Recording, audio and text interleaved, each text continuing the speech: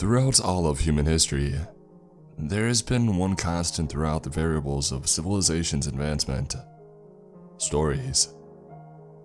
As mankind moved away from small clay huts to monolithic steel skyscrapers, the yearning to tell and listen to stories has always persisted.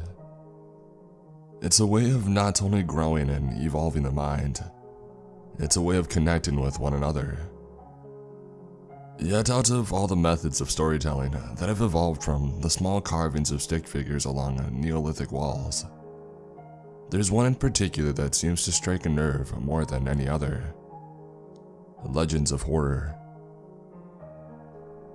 From the very moment you learn to tuck your children into bed, or gather round in communion by a fire, stories of dark and terrifying creatures have invaded your nightmares through the catalyst of scary stories.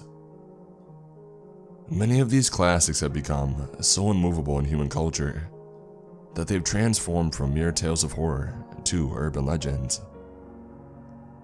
Out of the plethora of dark tales told in the night, there's one that holds a certain interest close to my heart. The tales of a mysterious interloper that plays a mesmerizing tune from his pipe to lure unsuspecting children to their doom in the forest brings a certain interest to me. Not because of how it can scare the shit out of a misfit to trying to get them to behave. It's because it's about me. Yes, I know what you might be thinking. What the hell is this guy talking about? Well, let me explain. First of all, for those of you who are unaware of the tale of the Pied Piper, let me give you a small rundown. Originating from Germany, the legend tells of a town overrun with rats. The rodents feast on the town's produce and spread death and disease. Eventually, the town tries to hire a mysterious rat wrangler out of desperation. The wrangler plays his magic pipe, causing all the rats of the town to drown themselves in the sewers and the wells of the town. Upon receiving no payment for his services, the piper begins to play a tune late at night, causing all of the children in the town to get out of their bed and head for the river. It is then that, one by one, each child walks into said river, drowning themselves. Pretty messed up, right? That's because it's wrong. The legends have been misconstrued through a game of urban telephone lasting generations. Well, that's why I'm here, to set the record straight. So here we go. The Legend of the Pied Piper, written by yours truly. Once upon a time in the mystical land of Germany, there lived a being of the earth. This being was strong and intelligent and had just as many hopes and aspirations as man, yet he was not of man. He knew many things about himself, except from that of where he came from. The being spent many long years in the forest, educating himself about the world around him, as well as its inhabitants. During the day, he would spend time with his friends, who were the fellow inhabitants of the forest floor.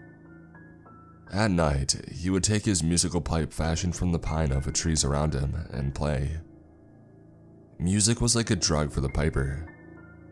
He knew many songs, of which he would play a new tune every night. Once every so often, the piper would play one song through his instrument that he knew all too well: the Song of Hunger. Unlike the rest, this song would reach far and wide in the land around him, yet only one other would ever hear it. This other would be a child. Just one, no more, no less. As the music would play, the child would go off wandering away from home into the forest. Almost every encounter between the children and the piper would be the same. The entranced child would walk into the woods, smiling a cleaning smile as they came to the source of the wonderful tune. They would look up and see the piper perched along one of the tree branches up above. "Are you the one who plays such lovely music?" the child would ask. It would be then that the music would stop. Almost immediately after silence returned to the forest, the child would look around in complete adolescent confusion, having absolutely no idea where they were or how they got there. They would look up at the piper and ask him how to get home. "Home?" the piper would ask, hopping down from his tree branch. "My sweet, delectable child, you are not going home." For a short time afterward, the piper approached the child. The quiet forest would be filled with the screams of pain and anguish as the child would be feasted upon by the piper. Tendon by tendon, limb by limb, bone by bone, the piper would consume and leave nothing to waste. But out of everything consumed, the fear and pain of the child would fill the pipe's belly more than anything. It would strengthen his essence with every scream and cry for mercy, to which there would be none. Once the meal was finished, the piper would dig far below for a short while and sleep. Every so often, he would awaken for a season and play music, engage with his friends of the forest, and consume a meal. And then he would return back to the ground for another short while to sleep once again. On one particular awakening, however, he was not greeted to surrounding trees as he crept forth from the ground, but by houses and streets of stone. The wonderful forest that he had known all his life had become the town of Hamelin. The piper was disgusted by what man had done to his home. However, peering through his anger was curiosity. He would roam the streets of Hamelin, seeing its many inhabitants while also searching for any remnants of his old home. Eventually, he came to the river of Hamelin, and he was filled with delight. The same water that had run through the forest floor still flowed through the grounds surrounding the town.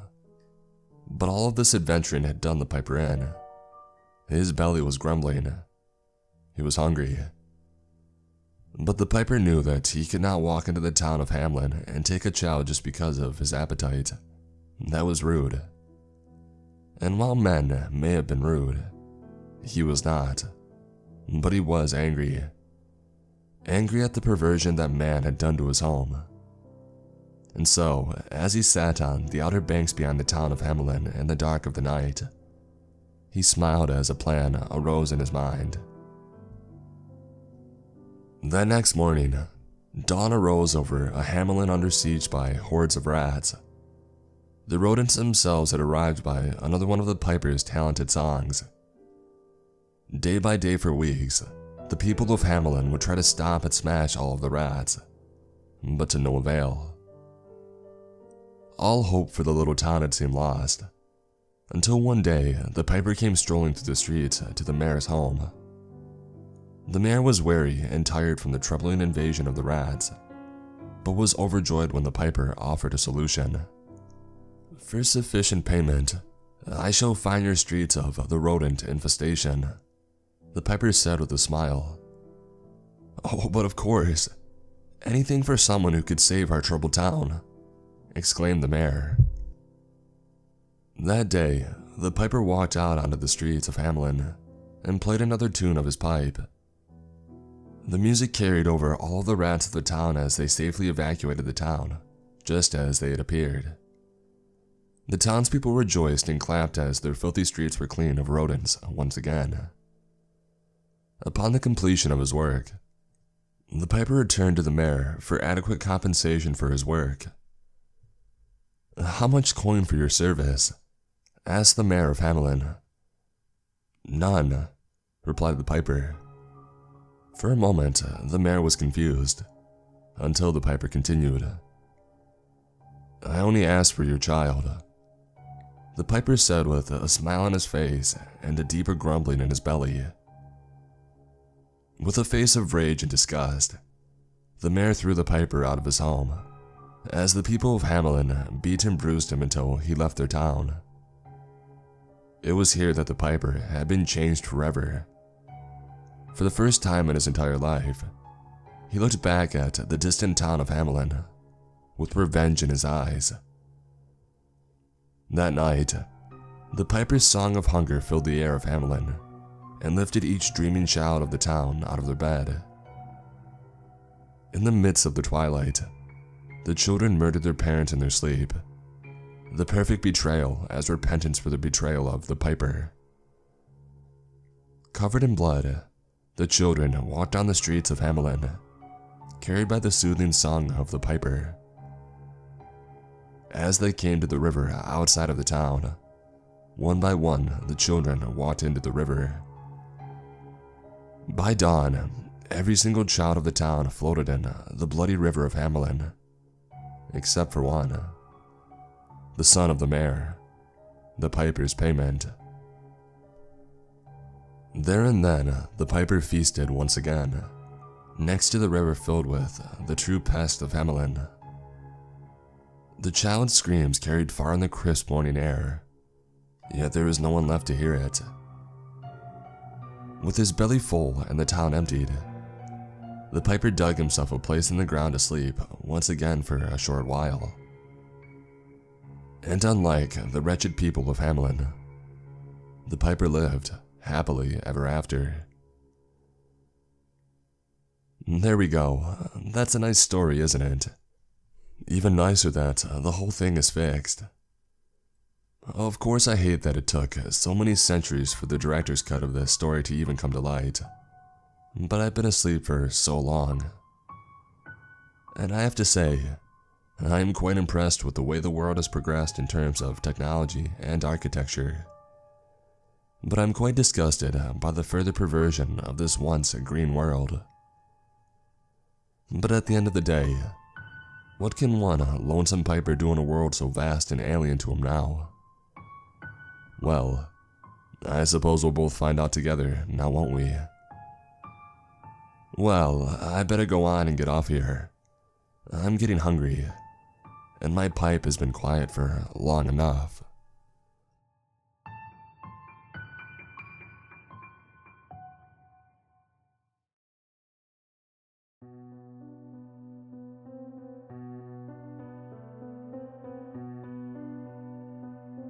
I was taking a 4 o'clock bus today.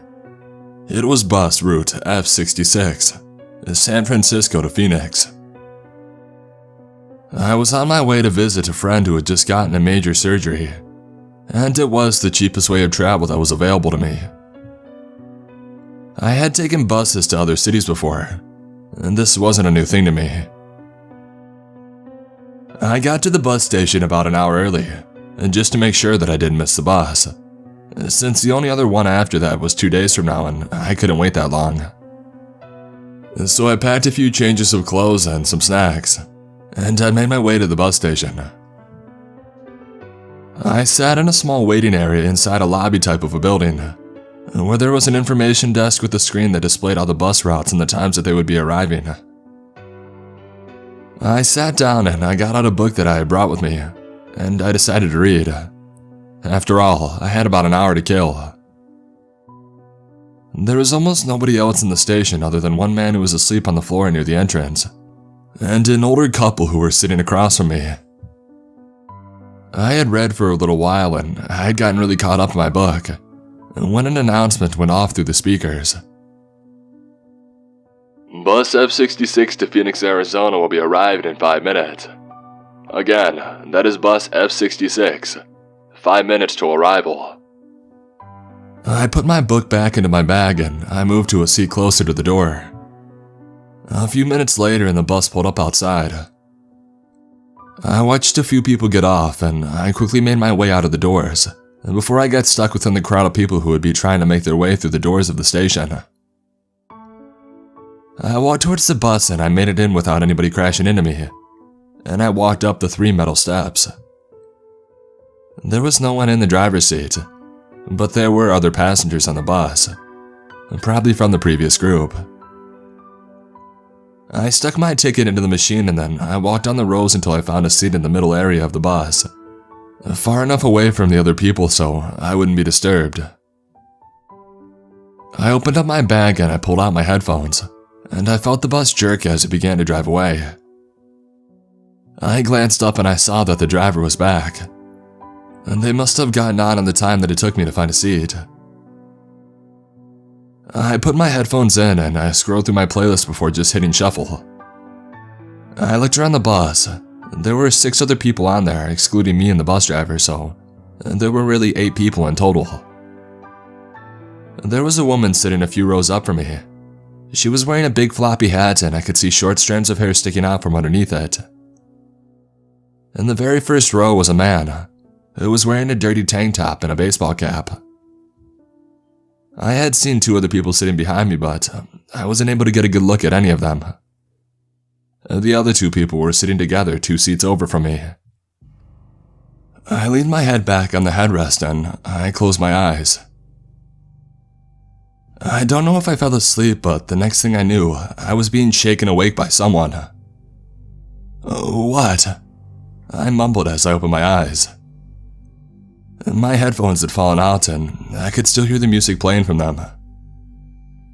I looked up to see who had been shaking me and I almost choked on my own breath. It was Martha McCollin from my college chemistry class. Martha? I asked. She looked the same. Her hair was still dyed a pastel purple, and she still had her septum and nose ring in. She wore that same dark plum lipstick as always, and her hair was tucked in behind her left ear so I could still see that tattoo of a crown that she had gotten on there. Jenny, she replied. What are you doing here? I asked. I'm here for payback, she said. What are you? I didn't have time to finish because the next thing I knew, she was dragging me out of my seat with impossible strength. She tossed me and I flew into the seat across from mine. What the hell? I yelled, waiting for someone to say something to her.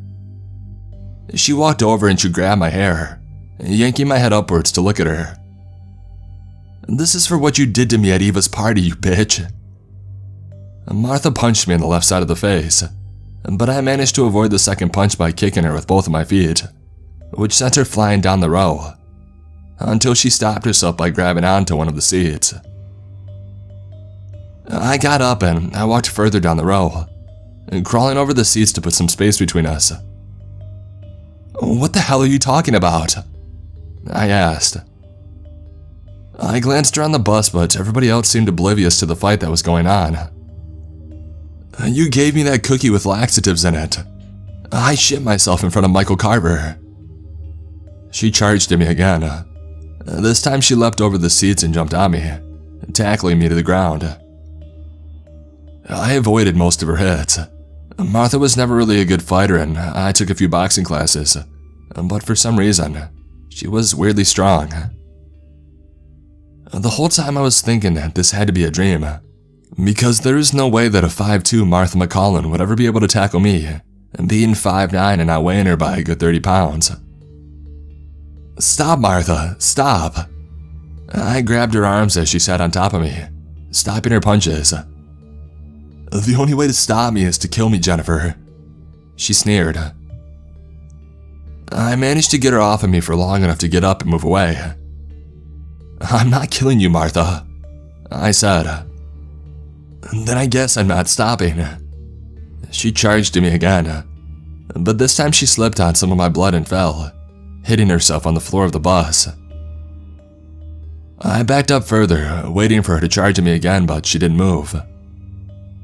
Martha, I asked. Nothing. Oh my God, she's dead. I yelled towards the driver, but he didn't reply.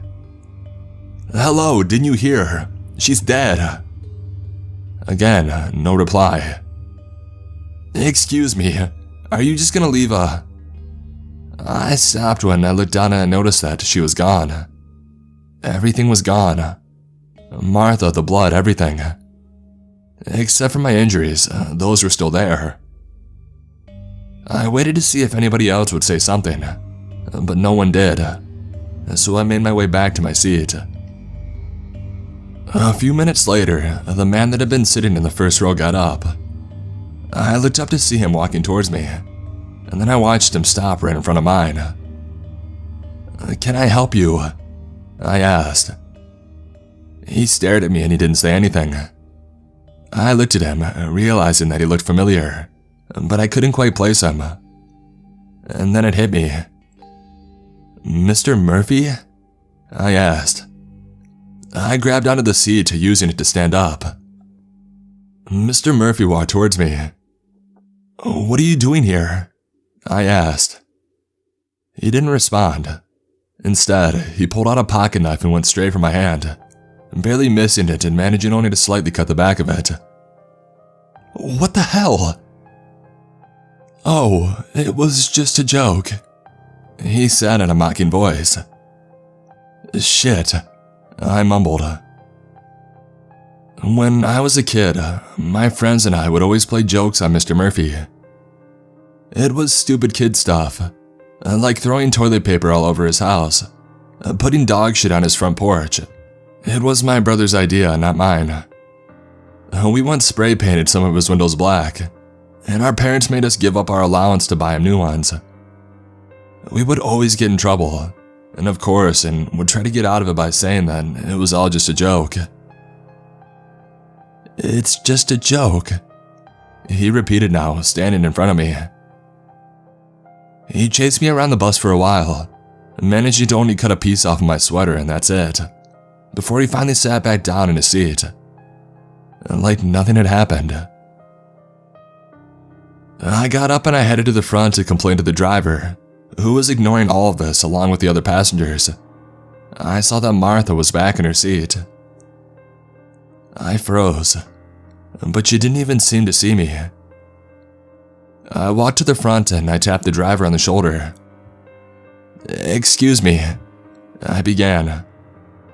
And then his head fell off and rolled down the aisle of the bus. I gasped and I ran back to my seat.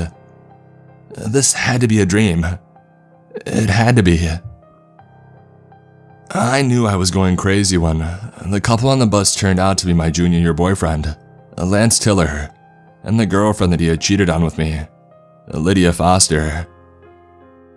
They also chased me around the bus, until Lance got a hold of me and began to drag me towards the bus door, ready to open it and throw me out into incoming traffic. But he disappeared before he could get the door open, along with Lydia. Again, I made it back to my seat, only to again be tormented by the other passengers. There was Abby, the cheer captain who wanted revenge for getting her kicked off the squad senior year by starting a rumor that she was a crack addict. And then there was my most recent ex, Noah Matthews, who was an abusive piece of shit drug dealer, who really didn't get to hurt me at all because he vanished before he could even pull the gun out.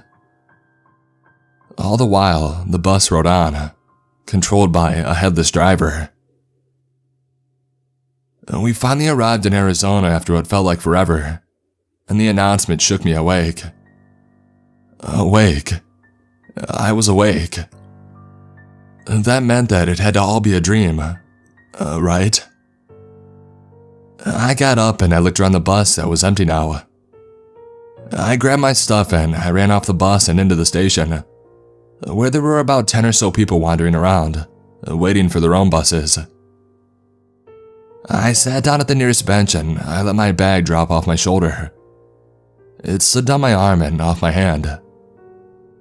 Ouch! I cried as it fell. The strap had snatched the back of my hand, but not enough for it to hurt as much as it did. I lifted my hands up and I gasped as I saw the knife cut there. I glanced back at the bus and I almost screamed. There waving at me from the windows were Lance, Lydia, Mr. Murphy, Martha, Abby, and Noah, and the headless driver.